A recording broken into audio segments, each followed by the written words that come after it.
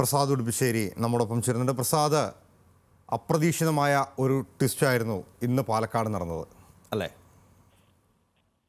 തീർച്ചയായും ലാൽകൃഷ്ണ, അതിന്റെ അവസാന നിമിഷം വരെ ആ രഹസ്യ സ്വഭാവം കാത്തു സൂക്ഷിക്കാൻ കോൺഗ്രസിന് കഴിഞ്ഞു എന്നുള്ളത് തന്നെയാണ് നമ്മൾ മനസ്സിലാക്കുന്നത്. കെ.സി. വേണുഗോപാൽ നേരിട്ട് ഇടപെട്ടുകൊണ്ടാണ്, അതോടൊപ്പം തന്നെ പ്രതിപക്ഷ നേതാവ് കൂടി ഇടപെട്ടുകൊണ്ടാണ് ഇപ്പോൾ സന്ദീപ് വാര്യരെ കോൺഗ്രസിലേക്ക് കൊണ്ടുവന്നിട്ടുള്ളത്. ആദ്യം CPM-ന്റെ ഭാഗത്തു നിന്ന് ഒരു ശ്രമം ഉണ്ടായിരുന്നു.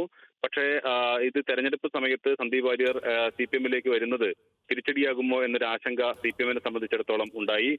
എന്നാൽ കോൺഗ്രസിൽ അത്തരം ചർച്ചകളൊന്നും തന്നെ ഉണ്ടായിരുന്നില്ല. അത്തരം ആശങ്കകളൊന്നും തന്നെ ഉണ്ടാകാതെ തന്നെ സന്ദീപ് വാര്യരെ കോൺഗ്രസിലേക്ക് ക്ഷണിച്ചിരിക്കുകയാണ്. കോൺഗ്രസിന്റെ ഭാഗമായി ഇനി സന്ദീപ് വാര്യർ ഉണ്ടാകും എന്നുള്ളതാണ്. ഈ തെരഞ്ഞെടുപ്പിൽ ഇത് ഗുണം ചെയ്യുമെന്നൊരു പ്രതീക്ഷയാണ് കോൺഗ്രസിനുള്ളത്. പക്ഷേ 2-3 കാര്യങ്ങളിൽ സന്ദീപ് വാര്യർ തന്റെ നിലപാട് മാറ്റം അത് തുറന്നു പറയേണ്ടതുണ്ട്. പാലക്കാട് നഗരസഭ കഴിഞ്ഞ തദ്ദേശ തെരഞ്ഞെടുപ്പിൽ പാലക്കാട് നഗരസഭയ്ക്ക് മുമ്പിൽ ജയ് ശ്രീറാം എന്ന ഫ്ലെക്സ് ബോർഡ് തൂക്കിയത് സന്ദീപ് വാര്യരുടെ നിർദ്ദേശപ്രകാരമായിരുന്നു. അന്ന് ആ സംഭവത്തിന് ശേഷം സന്ദീപ് വാര്യർ പാലക്കാട് നഗരസഭയ്ക്ക് മുമ്പിൽ നിന്ന് പോയ ദൃശ്യങ്ങൾ ഇപ്പോഴും ആളുകളുടെ കൺമുന്നിലുണ്ട്. പാലക്കാട് നഗരത്തിൽ അന്ന് ഇത്തരത്തിൽ മുമ്പും BJP ജയിച്ചപ്പോൾ പോലും ഉണ്ടാകാത്ത തരത്തിൽ വേറൊരു തലത്തിലേക്ക് അതിനെ മാറ്റിയതിന് പിന്നിൽ സന്ദീപ് വാര്യരായിരുന്നു. ആ കാര്യങ്ങളിലെല്ലാം തനിക്ക് തെറ്റുപറ്റി എന്നുള്ളത് സന്ദീപ് വാര്യർ തുറന്നു പറയും എന്നുള്ളത് തന്നെയാണ് കരുതുന്നത്. അതല്ല എങ്കിൽ പാലക്കാട് ന്യൂനപക്ഷ വോട്ടുകൾക്ക് വലിയ സ്വാധീനമുള്ള ഒരു മണ്ഡലം കൂടിയാണ്. ഏറെക്കുറെ 40,000-ഓളം ന്യൂനപക്ഷ വോട്ടുകളാണ് പാലക്കാട്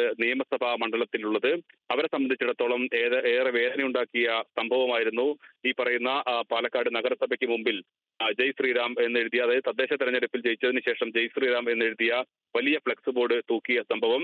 അത് അത്തരം സംഭവങ്ങൾ, അതുപോലെ തന്നെ സന്ദീപ് വാര്യരുടെ ന്യൂനപക്ഷ വിരുദ്ധ പ്രസ്താവനകൾ, അതിനെല്ലാം സന്ദീപ് വാര്യർ പുതിയ നിലപാട് സ്വീകരിച്ചതോടുകൂടി അതെല്ലാം തനിക്ക് തെറ്റുപറ്റി എന്നത് തുറന്നു പറയും എന്ന് തന്നെയാണ് കരുതുന്നത്. അതായിരിക്കും കോൺഗ്രസിനെ സംബന്ധിച്ചിടത്തോളം. പ്രസാദ്, അതുമായിട്ട് ബന്ധപ്പെട്ട് അദ്ദേഹം പറഞ്ഞു കഴിഞ്ഞു, ഞാൻ എൻ്റെ സ്വന്തം അഭിപ്രായം പറയാനുള്ള സ്വാതന്ത്ര്യം ഉണ്ടായിരുന്നില്ല, പലപ്പോഴും വെറുപ്പിൻ്റെ രാഷ്ട്രീയം പറയേണ്ടി വന്നു. അതിൻ്റെ കാരണം ഞാൻ ഇത്രയും നാൾ നിന്ന പ്രസ്ഥാനമാണ്, എനിക്കതിനകത്ത് വലിയ സങ്കടമുണ്ട്.